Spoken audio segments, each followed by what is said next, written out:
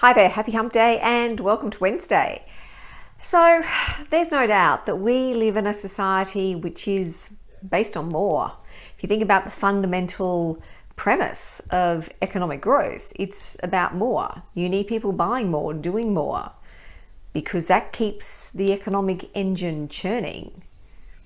We're also, as humans, told to strive for more. But do we always need more? The noted historian Yuval Noah Harari wrote in his book Homo Deus that the most common reaction of the human mind to achievement is not satisfaction, but craving for more. Now, there's no doubt that at times in life more can be good, but once you get past the basics in life, do you really need more? Does having more make you happier? The research will show that we all have a set point for happiness. So this is like a predisposition to being happy. And you can think of it like a scale, just as everybody weighs a certain amount. We all have an individual set point for happiness. And sure, there are things that we can do that can change that set point, but not necessarily change it permanently. Many of the things that we think will make us happy will lead to a temporary uplift in happiness, but not happiness shift that's permanent. So the things that can temporarily adjust it are things like getting a new car, securing a new job, even finding a new partner. Sadly, sometimes these are often short-term activators. They don't last. And if you think about society, we often equate happiness with things that are material possessions. But money and success, as the research shows, doesn't equate to a happy life.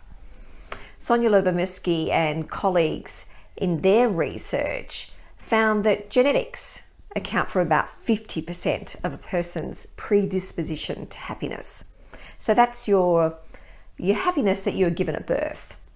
10% is due to circumstances, and that remaining 40% is variable. It's due to things that you do intentionally, and the researchers defined intentional as those discrete actions or practices that you choose to engage in. So they're activities that require some form of effort.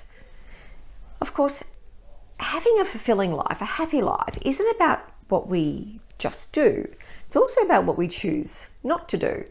And when we're saying no to things, when we're saying no to that more.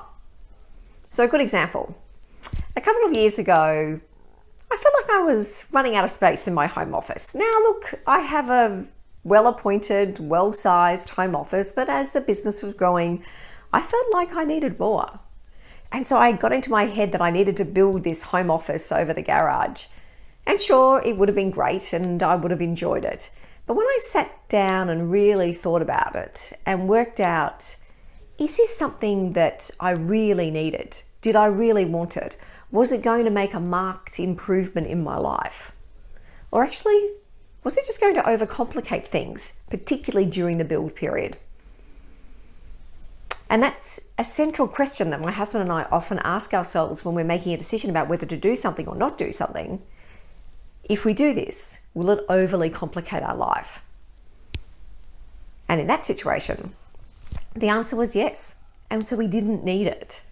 If you think about it, life is complex enough without throwing in additional complications, additional stress, additional burdens into the equation. And so you're constantly making that kind of trade-off choice. Do I need this? Is it really going to add value to my life? Or is it going to overcomplicate it? What am I giving up in return? Now, that doesn't mean that you shy away from challenge. It doesn't mean that you shy away from making tough decisions. But it does mean that you're making a decision fully aware of the impacts, because often we can let things get in the way of the things that we really need to spend time focusing on. So when you weed out the complications, it can be helpful to ask yourself a couple of questions. So think about the complications and the likely outcome. Is it really going to make a difference in your life? Are you really prepared to take full accountability for the decision, the outcome, and the impact it's going to have on you and on others? Are you willing to walk away from that drama, that additional burden, because it's not going to necessarily get you to where it is that you want to get to longer term?